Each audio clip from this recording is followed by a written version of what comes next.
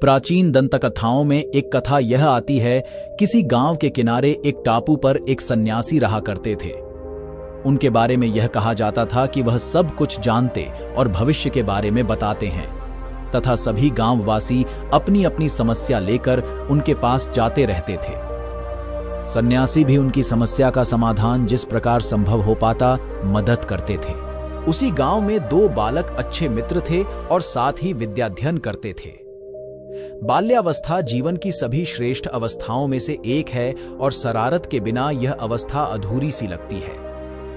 एक दिन उनके मन में यह शरारत सूझी कि यह जो सन्यासी हैं, वो सबको बेवकूफ बनाते हैं। उन्हें कुछ भी पता नहीं है, क्योंकि कोई भी मनुष्य भविष्य नहीं जान सकता। तो उन्होंने साधु महाराज की परीक्षा लेने का निर्णय किया तथा उनका पर्दाफाश करने का निर्णय लिया। उन्होंने उनकी परीक्षा लेने के लिए एक योजना का निर्माण किया। योजना में उन्होंने सोचा कि हम एक चिड़िया को पकड़ेंगे और सन्यासी के पास जाएंगे और उनसे 3 प्रश्नों का उत्तर देने की इच्छा प्रकट करेंगे। जब वह प्रश्नों के उत्तर देने के लिए तैयार हो जाएंगे तो हम उस चिड़िया को पीठ के पीछे छुपा लेंगे और उनसे पूछेंगे कि मेरे पीठ के पीछे क्या है। जब वह उत्तर देंगे कि यह एक चिड़िया है तो हम दूसरा प्रश्न पूछेंगे कि यह कौन सी चिड़िया है।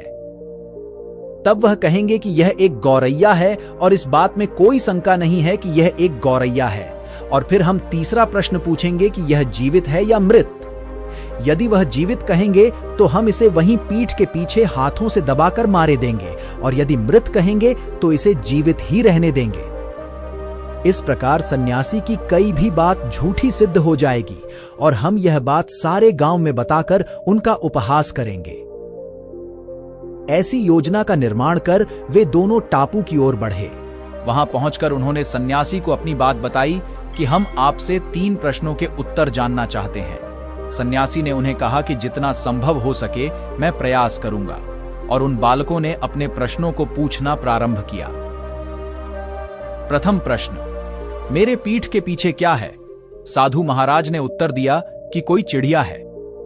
उन्हें कोई आश्चर्य नहीं हुआ क्योंकि वे उत्तर जानते थे। दूसरा प्रश्न, यह कौन सी चिड़िया है? साधु महाराज ने उत्तर दिया कि यह कोई छोटी चिड़िया है और यह गौरैया है। इस बात पर भी उनको आश्चर्य नहीं हुआ क्योंकि इस प्रश्न का उत्तर भी वो जानते थे। अब थी तीसरा प्रश्न कि यह गौरैया जीवित है या मृत। इस बात पर सन्यासी ने थोड़ा सोचा। जब तक कि वे बालक कुछ प्रतिक्रिया कर पाते, साधु महाराज ने कहा कि यह चुनाव आपके हाथ में है। वे दोनों बालक स्तब्ध रह गए क्योंकि इस प्रकार के उत्तर की अपेक्षा उनको साधु सन्यासी से न थी। वह पहले ही अपने प्रश्नों के उत्तर सोच कर रखे हुए थे। इसी प्रकार हम अपने प्रश्नों के उत्तरों को वर्तमान तथा भविष्य के साथ पहले ही सोच कर रख लेते हैं, परंतु जब हमें अपने प्रश्नों के गलत उत्तर मिलते हैं तो हमारी सारी अपेक्षा धरी की धरी रह जाती है। इस कहानी का उद्देश्य चुनाव विषयक है, क्योंकि यदि हमारा चुनाव सही हो तो रास्ता सही मिल सकता है। और दूसरी बात यह है कि किसी भी व्यक्ति की उपेक्षा करना ठीक बात नहीं है, क्योंकि यह एक प्रकार का दोष ही हमारे लिए सिद्ध हो सकता है।